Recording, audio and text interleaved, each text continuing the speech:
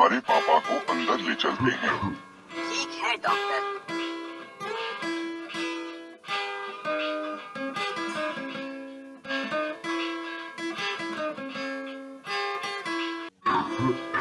हे भगवान, तुम्हारे पिता को एक बहुत ही गंभीर बीमारी क्या है। डॉक्टर, मेरे पिताजी का इलाज करो। अपने पिता के इलाज का एक ही तरीका है। क्या डॉक्टर? रुको, तुम दोनों को यह दवा लानी है। यह बहुत दूर पहाड़ पर है। नक्शे